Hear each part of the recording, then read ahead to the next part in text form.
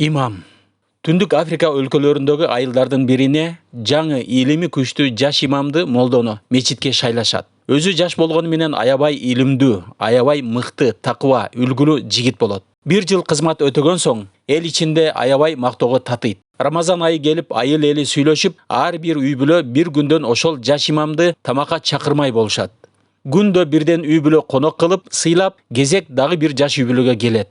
Алар жаш болгону менен аябай жакшы даярды көрүп, коногун жакшы меймандап сый көрсөтүшөт. Тамактанып бүткөн соң батасын берип, үй ээси менен чогуу мечитке намазга чыгып кетишет. Алар кеткен соң жалгыз калган аялы идиш аягын жууп, дасторконун жыйнап болуп, койгон акчасын таппай калат. Аябай издейт. Жана эле турган акча кайда деп таппай, күйөөсүн келишин күтөт.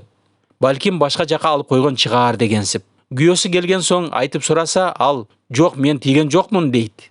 Үйгө имамдан башка ким келди деп эстешет. Бирок чынында бүгүн эч ким келбегенин билишкен соң, имам алган турбайбы деп үй ээси ачуусу келип барып айтам дейт.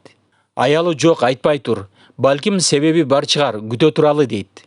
Уятсыз, кантип имам болуп туруп, конокко келген үйүнөн акчаны алып кетет деп, "Болду, мен аны менен мамиле кылбайм" деп чечет. Имамды көргөн жерден алыстан качып, жигит мечитке да барбай алыстап кетет. Арадан жыл айланып, кайра Рамазан айы келип, эл баягы баштаган салтын улантып, имамды сыйга чакыра баштайт. Кезек баягы жаш үй бүлөгө келет. Бирок үй ээси чакырбайбыз, ууру имамды кантип чакырабыз деп айтат. Анда аялы "Жок, сыр бербей сыйга чакыра берели. Биз билбейбиз да. Балким ал акча имамга чындап аябай керек болгон чыгаар. Болбосо кантип алмак эле" деп акыры жолдошун көндүрөт. А бирок имам эч нерсе болбогондой баягыдай эле саламдашып келип, тамак ашын ичет. Анан баарын байкап турган үй ээси чыдабай, "Сизден бир нерсени сурайын. Бирок чындыкты айтыңыз. Былтыр Рамазан айында сизди атайын сыйлап чакырган элек. Бирок сиз жакшы иш кылган жоксуз. Сиз биз койгон акчаны алып кетиптирсиз. Эмне себептен андай кылдыңыз" дейт. Угуп олтурган имам көз жашын агызып ыйлай баштайт. Түшүнбөй карап турган үй ээсине бир убакта тике карап, "Ооба, мен ал акчаны алгам, бирок кантип? Акчаңар терезеде турган экен. Бир убакытта терезе жактан шамал болуп, акча үй ичине чачылды. Мен анын баарын жыйнап, ошол терезеде турган Куран китебинин ичине салып койгон элем. Себеби дагы шамал болуп учуп кетпеш үчүн" деп жооп берет. Ал эми ыйлаганымдын себеби мени ууру деп ойлогонуңар үчүн эмес. Албетте, ал деле жүрөккө катуу тийди.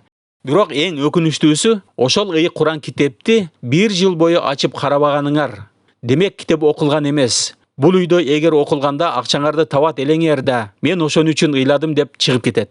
Чынында имам кеткен соң ачып караса, акча ошол бойдон китептин ичинде болот. Экөө тең аябай ыңгайсыз абалда калат. Демек кандай сабак алдык? Биринчиден өзүңө сак бол, өзгөнү ууру тутпа дегени. Адам чынында биринчи дайыма жакшы ниет, жакшы ой кылуусу зарыл. Бардык иштер ниетке, ойго жараша.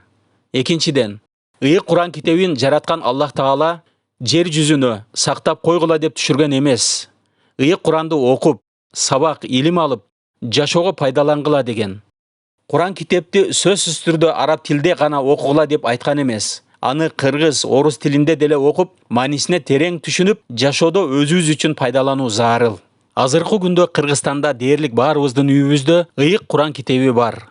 Бирок бизде да жанакы жаш үй бүлөдөй Куранды окубай, сактап койгондорубуз жок эмес. Келиңиздер, Куран окуганды үйрөнөлү. Күнөөкөр болуп жүрө бербей аракет жасайлы. Кудуреттүү Аллах Таала баарыбызга өзүнүн сөзү болгон Куран окууга тофук мүмкүнчүлүк берсин. Кыяматта бизге Куранды шафаатчы кылсын.